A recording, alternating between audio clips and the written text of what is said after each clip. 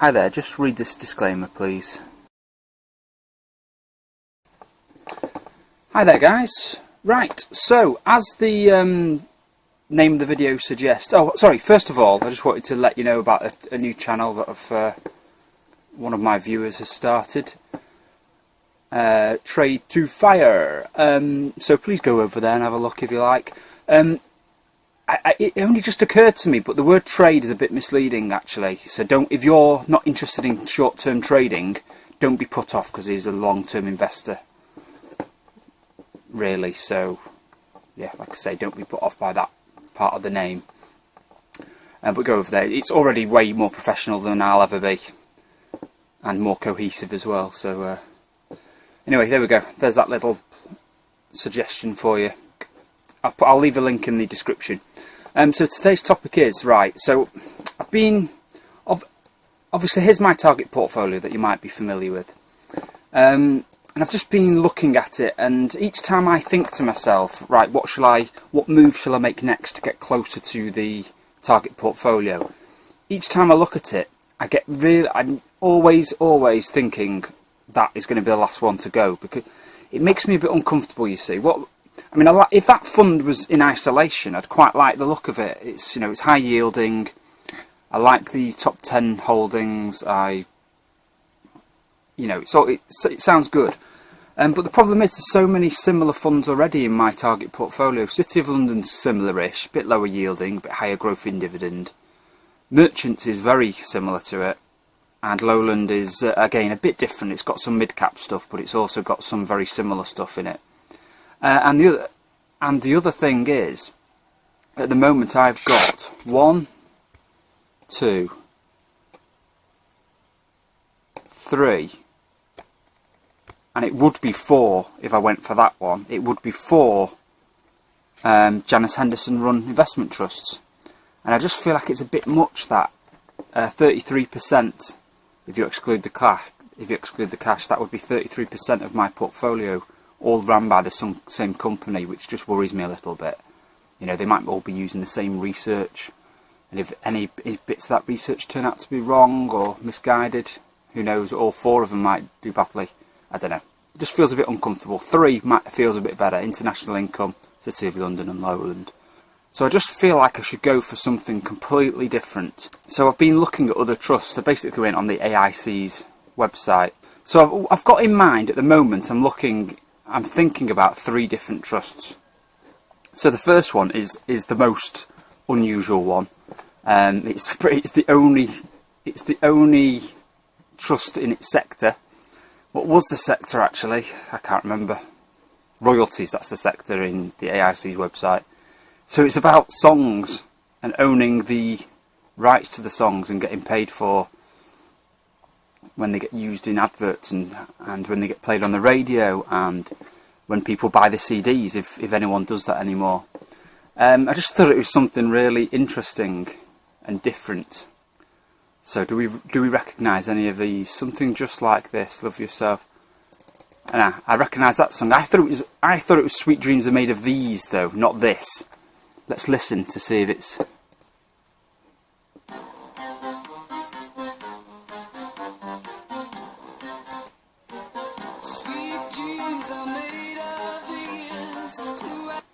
No, it's right. It is this, I think. She just says it very weirdly. These. Sounds like these to me. So yeah, I've heard of that song. That's Journey, isn't it, I think? Stitches, yeah. So, I mean, a lot of the songs. Oh, Castle on the Hill. I've heard that name before. I've heard that name, but I don't know the song. Oh, Ed Sheeran, no, yeah. Yeah, anything after, like, 1996, 1998... I really don't have any interest in. So anyway, here's the price of it. Its dividend yield is... So it's paying 1.25p at the moment, so that adds up to 5, doesn't it? Yes, it's roughly 5% dividend yield.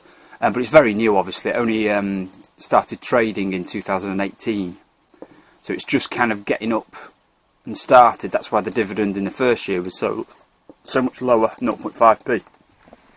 They'd just started buying, like, artists' royalties, the rights to them.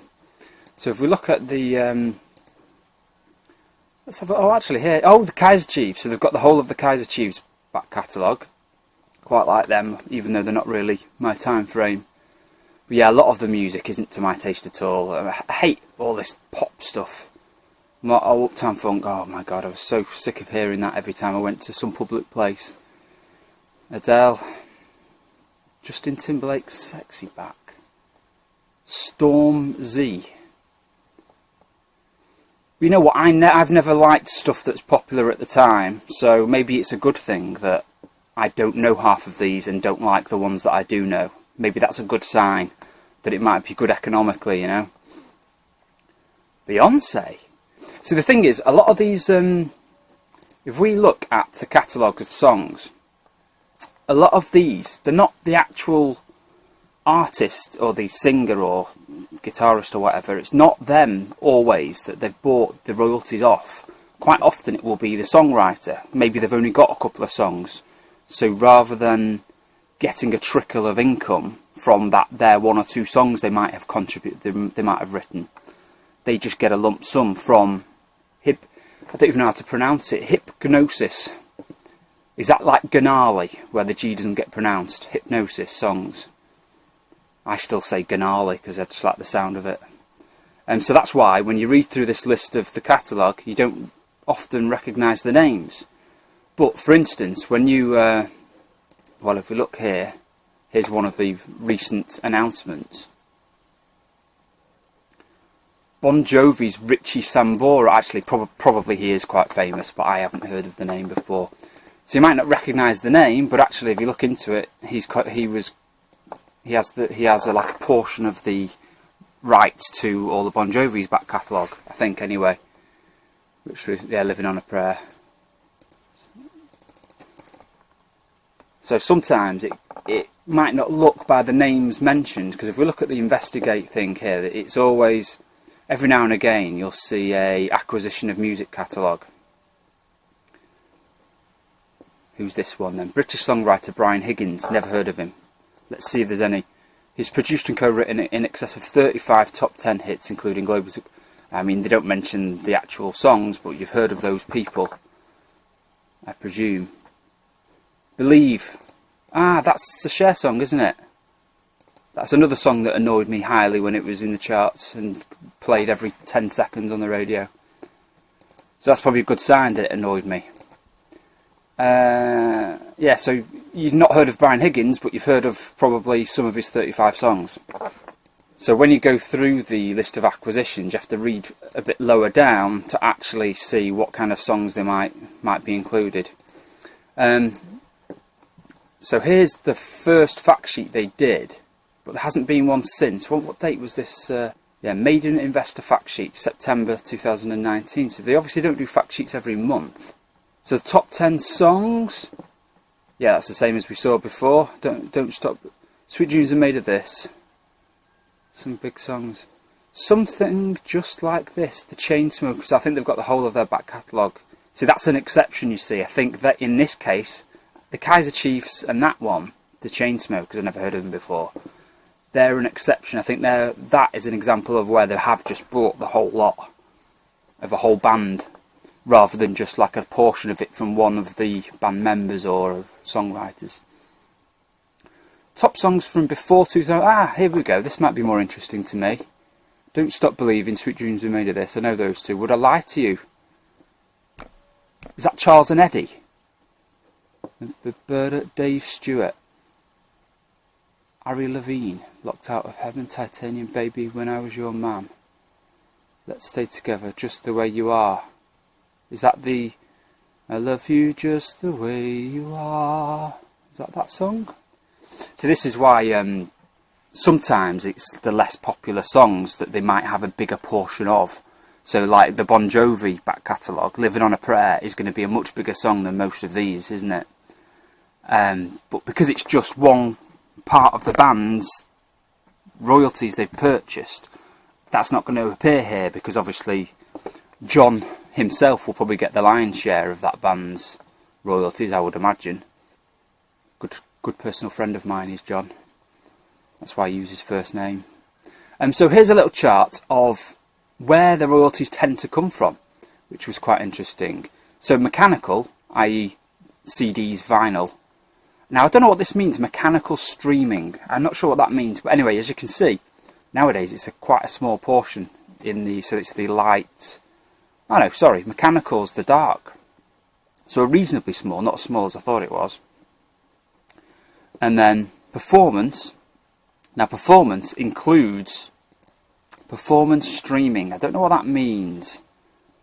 So when you go on Spotify and listen to a song, they get royalties. Now I'm not sure if Spotify would come under mechanical streaming or performance streaming. Not sure. Including live performances. So now does that, I'm wondering, does that mean if one of these people have sold a song to this trust, does that mean that if they go out and play their own songs, do they then have to pay, like at a concert, do they then have to pay Hypgnosis a royalty for playing their own song? That's what I'm wondering. I'm guessing it might have different kind of wording in each of their contracts, perhaps. It's but you know, it's all, lots of questions are coming up in my mind.